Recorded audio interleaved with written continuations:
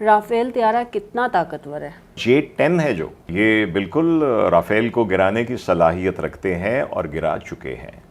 India कितना मजबूत है पाकिस्तान से? यार इंडिया कितना मजबूत है हमें देखने की ज़रूरत नहीं है। ठीक है। हम कितने शार्प हैं, हम कितने स्मार्ट हैं कि उसकी मजबूती को काउंटर कर लें, दैट इज़ व्हाट मैटर्स। हमारे पास क्या है और उससे हमने हिंदुस्तान को कैसे रोकना है और फिर उसको हिट करना है। बहुत बड़े साइज के होते हैं जो बाकायदा बड़ी हाइट के ऊपर आते हैं और बड़ा टारगेट लेके बहुत बड़े बॉम्ब्स फेंक सकते हैं। दुश्मन के मल्टीपल ऑब्जेक्टिव्स हो सकते हैं। कितने शूट किए? को 20 के करीब तो अब तक तो शूट कर चुके हैं। पाकिस्तान के पास ऐसे ड्रोन्स हैं? बहुत अच्छे ड्रोन्स हैं हमारे पास और हमारे ड्रोन्स भी काम कर रहे हैं। सेकेंड वर्ल्ड वॉर से आज तक जो जितनी भी जंगें हुई हैं, एयरफोर्स का उसमें सबसे डोमिनेंट किरदार होता है। पहली रात वो एयरफोर्स ही आई, बिल्कुल, और पहली रात एयरफोर्स ने भी उनको बजाया। कोई कहते जी 3 गिरे या 1 गिरे या 2 गिरे। इंडिया ने अपना ऑपरेशन लॉन्च किया सिंदूर और उन्होंने अटैक कर दिया पाकिस्तान में। क्या पाकिस्तान अभी तक सिर्फ अपना दिफा कर रहा है? सारी दुनिया कम से कम 2 जगहों से सफ़ेद झंडे बुलंद होते हुए देख चुकी है। BVR जैसे जो मिसाइल्स हैं उनका क्या किरदार होगा? 3 और 4 उनके 5 जहाज गिरे, उसमें BVR का हाथ था। हमें उनकी तरफ जाना ही नहीं पड़ा। मोदी बैठा हुआ है ना खास तौर पे, और ये हिंदुत्व वाले हैं, RSS वाले हैं, ये इनका इंटरनल डोमेस्टिक पॉलिटिकल ऑब्जेक्टिव है। अब जो वेपन्स हैं इतने लॉन्ग रेंज हो गए हैं कि आपको टारगेट के ऊपर आने की जरूरत नहीं है। हमारे पास भी कैपेबिलिटी है जहां पे हमने उसको शूट किया। मसले होंगे, फिर टाकरा होगा और फिर इंशाअल्लाह ताला चाय पिलाएंगे उनको। Fantastic T. Fantastic T. अस्सलाम वालेकुम, मैं हूं अरूसा खान और आज हम बात करेंगे पाकिस्तान और इंडिया के दरमियान मौजूदा कशीदगी, जदीद फ़ज़ाई हथियारों और एयरफोर्स की तैयारियों पर। तो इसके लिए हमारे साथ आज मौजूद हैं पाकिस्तान एयरफोर्स के retired air vice marshal Sajid Habib साहब, जिन्होंने दहाइयों तक वतन अजीज़ की फ़ज़ाओं की हिफाजत की है। अस्सलाम वालेकुम सर। वालेकुम अस्सलाम। कैसे हैं आप?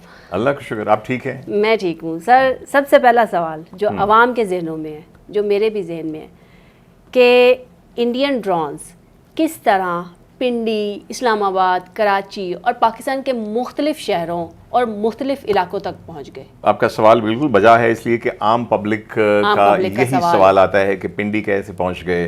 देखिए, पहली बात तो ये कि बॉर्डर के ऊपर कोई दीवार नहीं है कि यहाँ से कुछ इतना जाए। फिर अगर आपके रेडार देखते हैं तो रेडार का एक सतह से नीचे वो नहीं देख सकता। रेडार कैसे, जैसे सिंपल समझाऊं कि आप मोटरवे पे जाते हैं तो वो जो आपका लिखा होता है कैमरा आपको देख रहा है, आपकी ओवर स्पीडिंग चेक करता है, आप उसकी उस जो फील्ड है व्यू की, जैसे कैमरा की होती है, अगर उसके अंदर है तो आपको देख सकेगा। अगर उससे नीचे है, उसके साइड पे है, इस लेन में है, या कोई गाड़ी आपके नहीं दे सकता। इसी तरह ये होता है कि ये लो हाइट के ऊपर आते हैं। ये छोटे छोटे ड्रोन्स हैं, इनमें हर तरह के होते हैं। छोटा बहुत एक्सप्लोसिव भी होता है, उसको उसके लिए भी इस्तेमाल किया जा सकता है, डैमेज करने के लिए। लेकिन बेसिकली स्पाइंग के लिए है, और होते हैं ये वाले जो आ रहे हैं इसमें जो है बहुत बड़े साइज के होते हैं, जो बाकायदा बड़ी हाइट के ऊपर आते हैं और बड़ा टारगेट लेके वो डिस्ट्रक्शन भी बड़ी कर सकते हैं, बहुत बड़े बॉम्ब्स फेंक सकते हैं। लेकिन ये जो अभी तक हो रहे हैं, ये चूंकि लो हाइट के ऊपर आते हैं तो इसलिए दूर तक आ जाते हैं। और जो आप कह रहे हैं कि पिंडी पहुंच गए, चकवाल पहुंच गए, लाहौर तो बिल्कुल साथ है, और साथ है। तो ये वजह है। ये ऐसी बात नहीं कि डिटेक्ट नहीं होते, डिटेक्ट हो जाते हैं।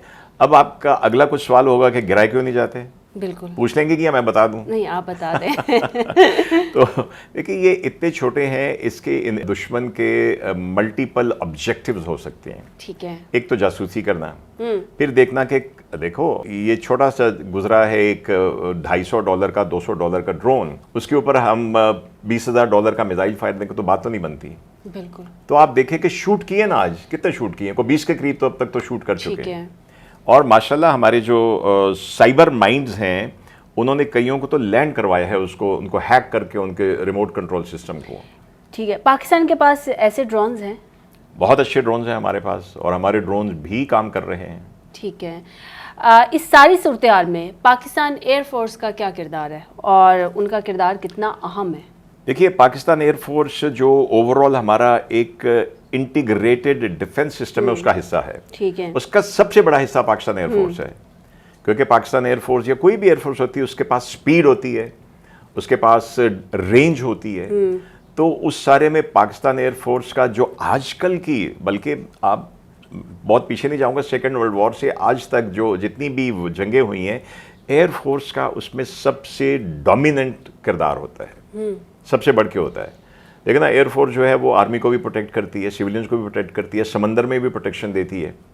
तो ये जो है इसकी वजह से और ये जो आजकल जो इंडिया का डॉक्ट्रिन चल रहा है, इंडिया की जो प्लानिंग चल रही है, इसमें एयरफोर्स का ही किरदार है। इसलिए आपने देखा होगा पहली रात वो एयरफोर्स ही आई, बिल्कुल, और पहली रात एयरफोर्स ने भी उनको बजाया। बिल्कुल, उनके कोई राफेल, कोई कहते जी 3 गिरे या 1 गिरे या 2 गिरे, तो भाई उसकी सबसे बड़ी निशानी है कि राफेल के मार्केट में शेयर की वैल्यू गिर गई, तो कोई वजह तो होगी ना। बिल्कुल। तो पॉइंट इज के एयरफोर्स का बड़ा ही डोमिनेंट रोल है।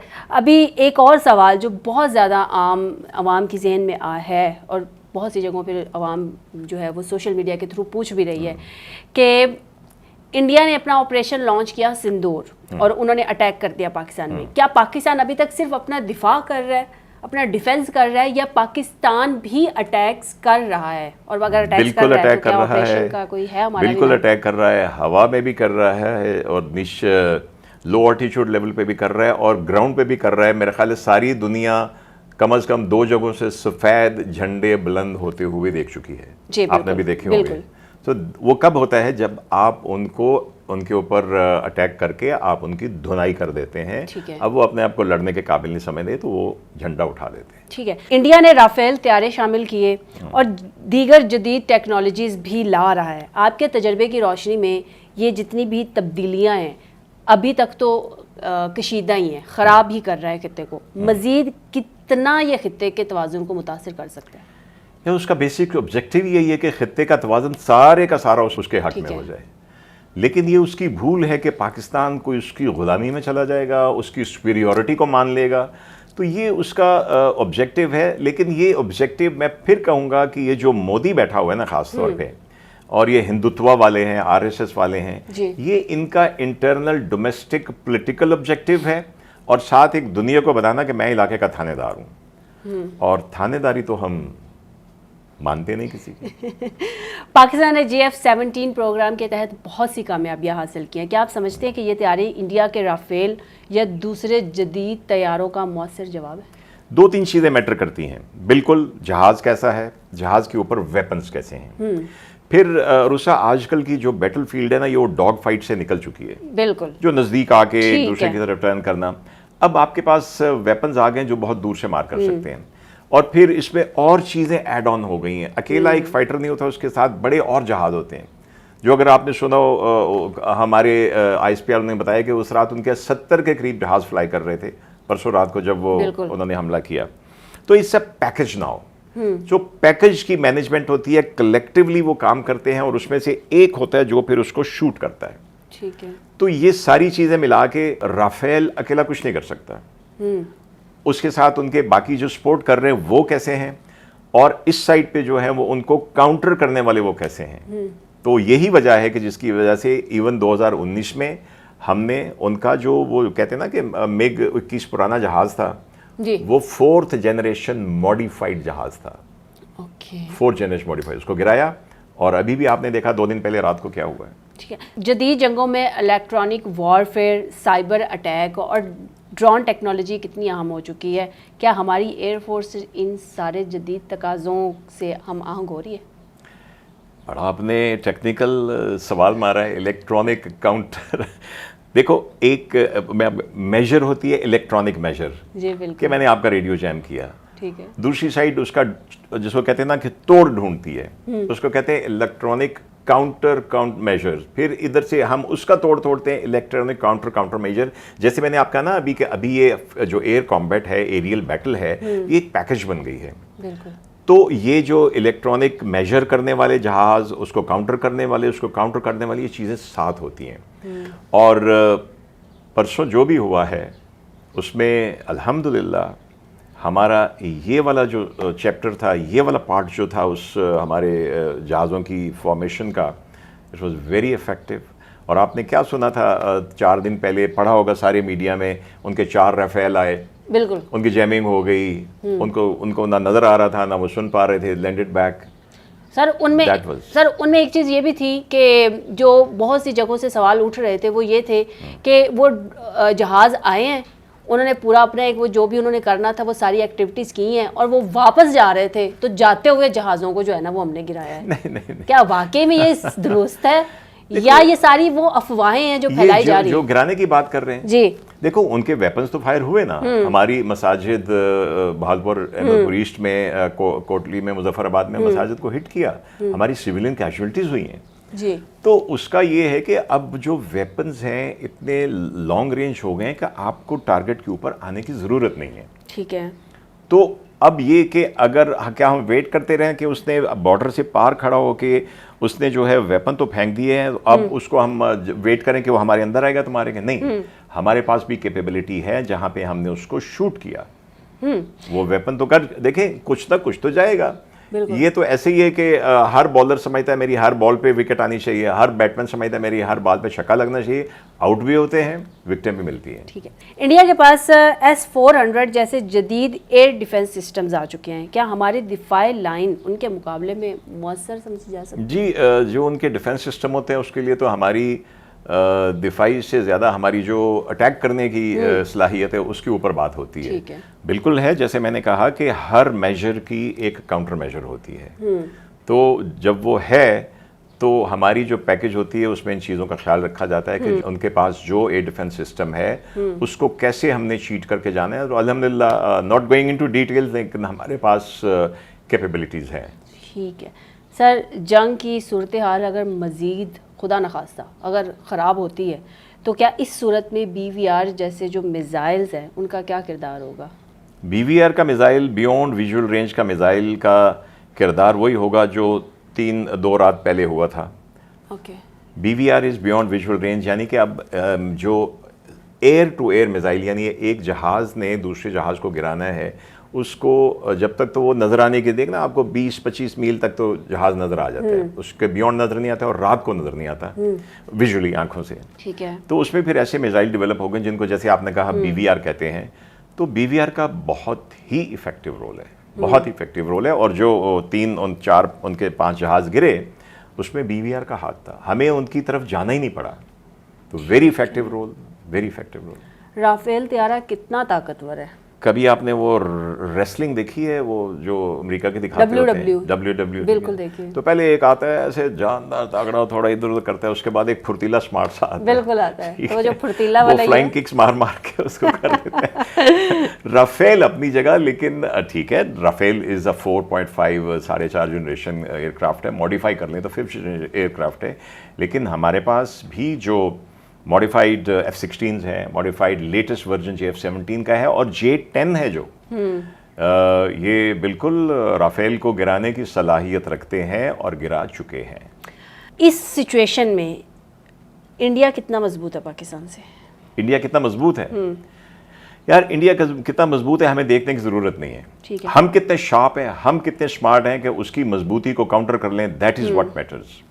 और उसका मैं फिर कहूँगा, देखो, जंग कोई अच्छी चीज़ नहीं है, ये इंडिया को भी समझना चाहिए, मोदी को भी, उसको समझाने वालों को समझना चाहिए, और हमें इसका इदराक है। तो नुकसान सिर्फ हमारा नहीं होगा कि हम छोटे मुल्क हैं, नुकसान उसका भी होगा। बिल्कुल। बात यह कि जिसका बहुत बड़ा 5 कनाल का शीशे का बना हुआ घर हो और दूसरे सामने एक सिंपल सा 7-8 मरले का ईंटों का घर हो, अगर इसके कमरे टूटेंगे तो तेरे भी सारे शीशे टूटेंगे। तो इंडिया की मजबूती अपनी जगह ठीक है, हमारी अगर 5 लाख आर्मी, उसकी 15 लाख आर्मी है, हमारे पास 400 जहाज़ हैं, उसके पास 1000 जहाज़ हैं, इसी तरह नेवी में है, लेकिन दैट डज नॉट मीन के वो हमें ओवर पावर कर सकता है। हमारे अपने टैक्टिक्स इसी लिहाज से हैं कि हमारे पास क्या है और उससे हमने हिंदुस्तान को कैसे रोकना है और फिर उसको हिट करना है। ठीक है। क्या इंडिया पाकिस्तान के किसी एक हिस्से को टारगेट कर सकता है, किसी भी हिस्से को, या कोई एक ऐसा शहर, कोई ऐसा इलाका या कोई ऐसा हिस्सा पाकिस्तान का जो महफूज हो, जिससे इंडिया ना टारगेट कर सकता हो? देखिए, इसमें अब वो मेरे ख्याल में तो वो जो पुराना ज़माना होता था ना, जब आपने लड़ाई करके दुश्मन के इलाके को फतह करना होता था, अब ज़्यादा से ज़्यादा इकोनॉमिक्स वॉर चल रही है, पॉलिटिकल वॉर चल रही है, पावर की जो है वो चीज़ चलती है। बाकी आप देख लीजिए कि गज़ा की मिसाल हमारे सामने है, ना उनके पास एयर डिफेंस है, ना कुछ है, उनकी जो डिटर्मिनेशन, जो जज्बा है, वो लोग रोज़ लाशें उठाते हैं, लेकिन फिर भी अपना घर छोड़ के नहीं जा रहे। बिल्कुल। तो हम भी उसी दीन के मानने वाले हैं, बिल्कुल ऐसे ही, उसी रब के रसूल के सल्लल्लाहु के उम्मती हैं। तो ये भारत को ज़हन में रखना चाहिए कि वक्त पड़ा तो हम भी उसी तरह साबित होंगे और लेकिन हमारे पास आर्मी भी है, एयरफोर्स भी है, नेवी भी है और हमारे पास बड़े बहादुर अवाम भी है। इस सूरत हाल में आलमी बरादरी का क्या किरदार होना चाहिए? आलमी बरादरी का किरदार बड़ा पॉजिटिव होना चाहिए, हो भी रहा है, वो हो भी रहा है, लेकिन वो किसी की खुल के साइड नहीं लेंगे और वो डिप्लोमेसी चल रही है। मैं समझता हूँ कि जो दोस्त ममालिक हैं, अमेरिका ने स्टेटमेंट दी है, उसके शेम कहने के बाद उन्होंने स्टेटमेंट दी है कि टर्की ने फिर स्टेटमेंट दी है, कल तैयब अर्दवान साहब ने दी है, मलेशिया ने दी है, सऊदी अरब ने दी है, कतर कुवैत ने दी है। डिप्लोमेसी चल रही है, तो अगर सेंस प्रिवेल करेगी हिंदुस्तान के मोदी के जहन में, तो कोशिश तो यही है कि चीज़ आगे ना बढ़े और रुक जाए। बढ़ गई तो फिर मसले होंगे, फिर टाकरा होगा और फिर इंशाअल्लाह ताला चाय पिलाएंगे उनको। Fantastic T. Fantastic T. Sir, क्या आपने कभी अपने दौर में इस तरह का कोई वाकया हुआ है कि आपने कभी किसी दुश्मन, आपको वर्कर आपका जो भी हो, उसको आपने चाय पिलाई हो, किसी पायलट को? नहीं, ऐसा वाकया हुआ नहीं है। लेकिन एयरफोर्स मेरे से ज़ाती तौर पे नहीं हुआ, लेकिन एयरफोर्स के साथ होता रहा है पहले भी। अच्छा। और अगर आपको याद हो कि इवन कारगिल में नाचिकीता नाम का एक फ़्लाइट लेफ्टिनेंट था, जिसको हमारी आर्मी ने अनजा मिसाइल से शोल्डर माउंटेड से शूट किया था, उसको फिर अरेस्ट किया था, पाकिस्तान लाए थे, बड़ा ख्याल रखा था उसको, सरगोदा के गुलाब जामुन खिलाए थे। अच्छा। उसको चाय भी पिलाई थी। फैंटास्टिक गुलाब जामुन। सर, आखिरी सवाल, आपने अपनी सर्विस के दौरान कई अहम तकनीकी तब्दीलियां देखी होंगी। आज के नौजवान जो पायलट्स हैं माशाल्लाह, जो इस वक्त अपनी अपनी ड्यूटियां सरंजाम दे रहे हैं, उनको क्या पैगाम देंगे और इस सूरत हाल में तो ख़ास तौर पर? देखिए, जो हमारी नई नस्ल है वो बड़ी कॉम्पिटेंट है। जैसे मैंने कहा कि जब मैंने सर्विस ज्वाइन की थी, छोड़ने की बात नहीं, वो तो 30-32 साल 34 साल का सफ़र है, तो उस वक्त टेक्नोलॉजी जिसको कहते हैं मैनुअल टेक्नोलॉजी थी।